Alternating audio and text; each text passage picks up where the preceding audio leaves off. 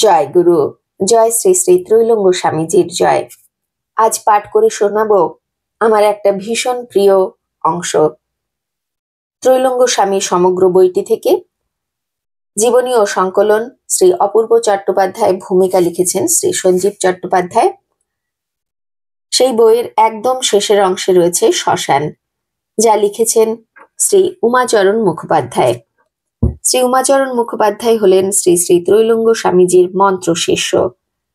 তারই অনেক টুকরো টুকরো জীবনের ঘটনা এখানে রয়েছে এই বইটিতে, এবং আরো শ্রী শ্রী ত্রৈলঙ্গ স্বামীজির অনেক ঘটনাই রয়েছে। তার কিছু আমি পাঠ করে শুনিয়েছি, আরো পাঠ করে শোনাবো পরবর্তীকালে। প্লেলিস্টটা দেওয়া থাকবে এই ভিডিওর শেষে, তো আপনারা চাইলে শুনে নেবেন। তাহলে আজকে শোনা যাক শ্মশান। শ্মশান আমাদের সাধারণ মানুষের জন্য বড় ভয়ের স্থান, অন্তত আমার জন্য একসময় ভীষণ ভয়ের স্থান ছিল। এখনো যে ভয় পাই না তা নয়, এখনো ভয় পাই। তবে শ্মশান নিয়ে এই বইটিতে যা বলা রয়েছে তা পড়ে আমার এবং আমার বাবার ভীষণ ভালো লেগেছিল, তাই ভাবলাম আজ আপনাদের সাথেও সেটা ভাগ করে নিই। শ্মশান, বিশ্বনাট্যের বিরাম স্থান শ্মশান। অভিমান, গর্ব, দুঃখ, শোক, তাপ আদি ব্যাধি, জ্বালা যন্ত্রণার অবসান নিকেতন। ধনী নির্ধন, দুঃখী সুখী, রাজা প্রজা, দীন ভিখারি, যেখানে সমভাব তাহারই নাম শ্মশান। বিশ্ব একটি মহা শ্মশান, কেননা জগতে অদাহ স্থান নাই। তবে কেন শ্মশানের নামে এত ভয়? পৃথিবীতে যদি কোনো পবিত্র স্থান থাকে তাহা এই শ্মশান।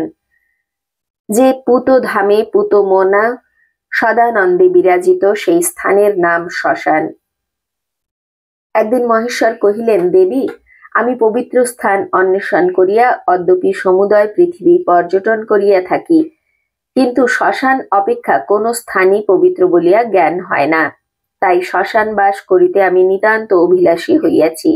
পবিত্র স্থান লাভ আকাঙ্ক্ষা মহাত্মারা এই পরম পবিত্র শ্মশানেই সর্বদা বাস করিয়া থাকেন। যাহারা পবিত্র মনা পবিত্র ধাম শ্মশানেই তাহারা আনন্দ অনুভব করেন।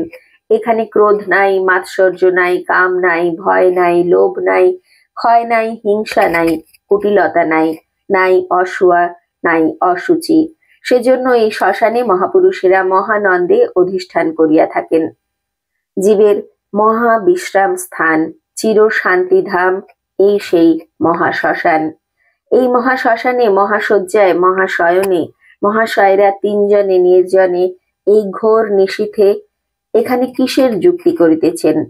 এক মহাপুরুষের পাশে একটি বালক দণ্ডায়মান। বালকটি বলিতেছে, পিত এসো।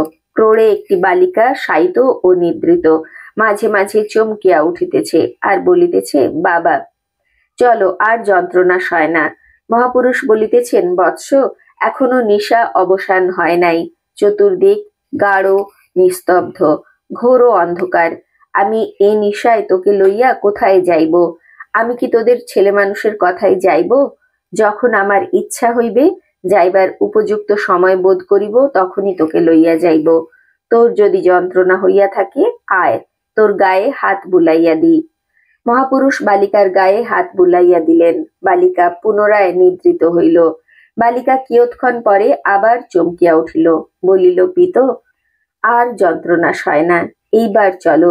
এই শয্যা আমার পক্ষে বড়ই যন্ত্রণাদায়ক। বাবা, তুমি প্রফুল্ল মনে কেমন করিয়া শুইয়া রহিয়াছ? যদি তুমি না যাও, তবে আমি তোমাকে ফেলিয়া চলিয়া যাইব। আমার আর এ যন্ত্রণা সয় না। তুমি কেমন করিয়া সহ্য করিতেছ? বাবা, তুমি কি আমার কথা শুনিতে পাইতেছ না? তুমি কি ভাবছ? বালিকা যথার্থই বলিয়াছে। মহাপুরুষ কি যেন ভাবিতেছেন। মহাপুরুষকে দেখিলেই বোঝা যাচ্ছে যেন কি এক মহাচিন্তায় নিমগ্ন তিনি, যেন কন্যার দায়গ্রস্ত। মাগ নাই তার পুতের দিব্যি করার ন্যায় এই মহাপুরুষও কন্যা দায়গ্রস্ত। মহাপুরুষ এবার হাসিয়া বলিলেন, তোর বিবাহের কথা ভাবিতেছি মা। কার সঙ্গে তোর বিয়ে দিই বলতো? তোকে বিবাহ করিতে কেহ রাজি হয় না। তুই যে বড় দুরন্ত মেয়ে। তোর নামে বিশ্ব ত্রাসিত, জীবমাত্রেই ভাবিত, সুরাসুর নাগলোক কম্পিত। তাই ভাবিতেছি তোকে বিয়ে করবে কে? তোর বিয়ের জন্য আমি বড় বিপদে পড়িয়াছি, তোর কাছে কেহ স্বেচ্ছায় ঘেঁষে না, তোর রাক্ষসগণ, সেই জন্য পাত্র জোটে না। যাহার সঙ্গে বিবাহ দিব তাহাকেই খাইয়া ফেলিবি। সুতরাং বিবাহ দেওয়া আর না দেওয়া সমান ও বৃথা। যেখানে বিবাহ দিলে নিশ্চয়ই বৈধব্য যন্ত্রণা ভোগ করিতে হইবে, জানিয়া শুনিয়া কি প্রকারে সেখানে বিবাহ দিই। বালিকার জন্য মহাপুরুষ ত্রিভুবন খুঁজিলেন, কোথাও পাত্র মিলিল না। অগত্যা পাশের সেই বালকটির সহিত বিবাহ দিলেন। উপযুক্ত পাত্রে উপযুক্ত পাত্রী সম্প্রদান করা হইল। বালক স্থির ও যৌবন, মৃত্যুরহিত, সুতরাং বালিকাকে আর বৈধব্য যন্ত্রণা ভোগ করিতে হইবে না।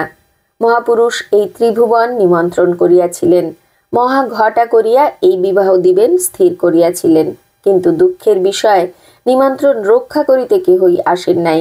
মনুষ্য, দেবাসুর, যক্ষ, রক্ষ, স্বর্গ, মর্ত, পাতাল হইতে কেহই বরযাত্রী বা কন্যাযাত্রী হইয়া আসেন নাই। হরিহর বিরিঞ্চি নামে ত্রাসিত, বাজনা বাজায় কে? লক্ষ্মী, সরস্বতী, সাবিত্রী, দুর্গা ভয়ে কম্পিত, তবে উলু দিবে কে? দেবকন্যা কেহ ভয়ে বাহির হইলেন না, শাঁখ বাজাবে কে? পাঠক, এই বিবাহে কেহই আসিলেন না। তোমরা কেহ বরযাত্রী হইতে রাজি আছো কি? দেখো, সাবধান, কন্যা দেখিলে সকলেরই চক্ষু স্থির হইবে, কেহই কিন্তু ঘরে ফিরিয়া আসিতে পারিবেন না। শেষে যেন আমি গালাগালি না খাই। সরস্বতী, সাবিত্রী প্রভৃতি দেবীরা এই বাসরে বাসর জাগিতে কেহ আসিলেন না। মা বঙ্গলক্ষ্মীগণ, এ বাসরে বাসর জাগিতে কেহ রাজি আছো কি মা? মনে রাখিও, এখন আসিলে না বটে, কিন্তু একদিন এই বাসরে আসিয়া বাসর জাগিতেই হইবে। মাগো, কেহই আটক করিয়া রাখিতে পারিবে না। যাহাদিগকে কত ভয় করো, কত মান্য করো, কত কায়দার মধ্যে থাকো, কত আধিপত্য, কত রকমের বেশভূষায় সজ্জিত হইয়া সুখে দিন কাটাও, একদিন তোমার সাধের যাহা কিছু আছে সমস্ত ত্যাগ করিয়া দিনহীন বেশে এই বাসর জাগিতে আসিতেই হইবে। পাঠক মহাশয়, এই মহাপুরুষ কে, যিনি এই মহাশ্মশানে প্রফুল্ল মনে বিবাহ কার্য সমাধা করিতেছেন? আর ওই বালক বালিকাই বা কে? ইহাদিগকে চিনিতে পারিলেন কি? এই মহাপুরুষ হলেন আত্মা। সম্মুখের দণ্ডায়মান বালকটি হল কাল, ক্রোড়ে শায়িত বালিকাটি মৃত্যু। নিত্য বাল্য, যৌবন ও বার্ধক্য ভোগ করিতেছে যে পদার্থ, তাহাই কাল ও মৃত্যু। সুতরাং বালক বালিকা বলা যায়। পুত্র কন্যা যেমন পিতামাতার আজ্ঞাধীন ও বশীভূত, এই বালক বালিকা বা কাল ও মৃত্যু আত্মার আজ্ঞাধীন ও বশীভূত। বিশ্বে এমন কোনো প্রাণী নাই যাহার মহাকাল ও মহামৃত্যু বশীভূত। যে কাল এবং মৃত্যু সকলকেই কেশে আকর্ষণ করিয়া বলপূর্বক লইয়া যায়, তাহারা আজ আত্মার আজ্ঞাবহ। কাল ও মৃত্যু বলিতেছে চলো, আত্মা বলিতেছেন এখন যাইব না, আমার যখন ইচ্ছা হইবে তখন যাইব। আব্রহ্ম কীট মৃত্যুকে কে বলিতে পারিয়াছে আজ আমি যাইব না, কাল যাইব, বা যখন ইচ্ছা তখন যাইব? এবং মৃত্যুই বা কাহার কথায় প্রতীক্ষা করিয়াছে? সেই মৃত্যু বিষদাঁত ভাঙা সর্পের ন্যায় শান্ত মূর্তিতে আত্মার বা পরমাত্মার আজ্ঞা প্রতীক্ষা করিয়া থাকে, তাহার ইচ্ছানুযায়ী আজ্ঞা শিরোধার্য করিয়া থাকে, আজ্ঞা প্রতিপালন করিয়া থাকে। কাল এবং মৃত্যু করজোড়ে ভীষ্মদেবের প্রতীক্ষা করিয়াছে। মৃত্যু যে শয্যায় মৃত্যু যন্ত্রণা ভোগ করিয়াছে, সেই সরসজ্জায় ভীষ্মদেব মৃত্যুকে ক্রোড়ে করিয়া মহানন্দে মহাশয়নে উত্তরায়ণ দিবা অপেক্ষা করিয়াছেন। সেই মহাপুরুষ বীরই ধন্য, মৃত্যুই যন্ত্রণা ভোগ করিয়াছে, তিনিই কিন্তু প্রফুল্ল মনে মহানন্দে ছিলেন। মৃত্যু বলিতেছে পিত, যদি তুমি আমার সঙ্গে না যাও তবে আমি যাই। এমন মহাপুরুষ কে আছেন যাহাকে মৃত্যু দায়ে ঠেকিয়া ত্যাগ করিয়া যাইতে চাহিতেছেন?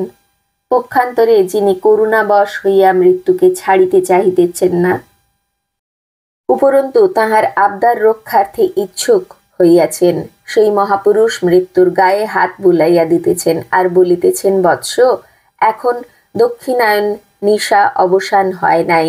নিশা অবসান হইলে উত্তরায়ণ দিবা আগমন করিলেই আমি তোরে সঙ্গে করিয়া লইয়া যাইব। অমনি মৃত্যুকন্যা নতশির, তাহার ইচ্ছার বিরুদ্ধে আর কিছু করিতে পারিল না। করিবার সাধ্যও নাই। এই জন্য মহাপুরুষ ও আত্মার প্রভেদ নাই। তাহাদিগের ইচ্ছা মৃত্যু কালজয়ী, সুতরাং কাল বশীভূত আজ্ঞাধীন, সুতরাং পুত্র স্থানীয়। পুত্র যার কাল, কন্যা যার মৃত্যু, তিনি কালজয়ী মহাপুরুষ।